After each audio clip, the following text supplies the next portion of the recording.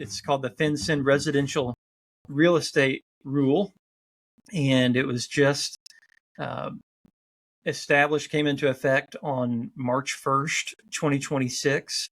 My understanding now is that there is some kind of injunction on this, but we still need to kind of know what the rules are on it and be aware of what's happening.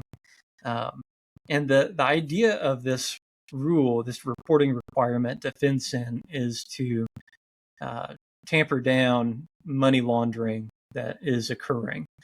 So the idea is if you have to report more transactions, then that will tamper down some of the money laundering that might be ongoing. So I'll just kind of give you the definition of a reportable transaction.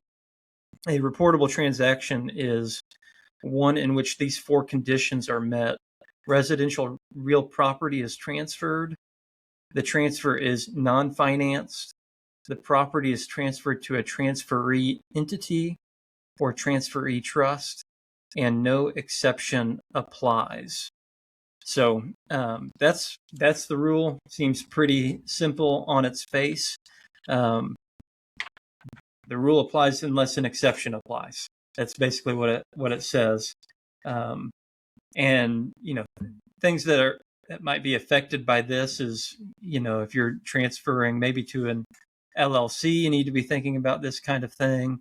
I think I need to do a little bit more study on what is a transferee entity. I'm not sure if that applies to an individual or not. But yeah, that's the rule that we need to be aware of. Yeah, and it's similar to FinCEN's BOI reporting that we talked about kind of back at the turn of the year, the beneficial ownership information. And that's essentially what needs to be reported when you're doing residential real estate transactions. Who are the beneficial owners? Is that an individual? Is it an entity? Is it a trust?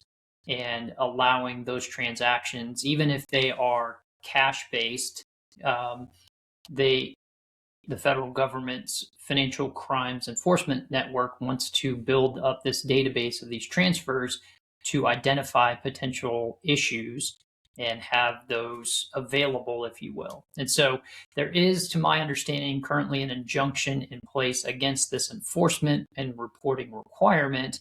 But as we saw with the beneficial ownership information reporting, that was an on-again, off-again scenario. And even within the course of a couple of days, that can change. And so I think it's something to keep on your radar screen as you're looking at the news that could affect the compliance of your practice, especially if you deal with any type of real estate transfer. And so that's a good thing, I think, to be aware of in today's climate. And it'll be interesting to watch how the courts navigate this and what they do with it, because there was a lot of sort of judicial reach, if you will. It could be overreach or maybe underreach, depending on which your approach takes. But that nationwide injunction is kind of now one of those. Can a judge in a particular jurisdiction issue a nationwide injunction, or is that at a higher level that needs to take place? And so a lot of different interesting angles from a legal perspective to kind of take a look at. But bottom line is, be aware of this rule and monitor whether or not it's going to come into your practice and affect you.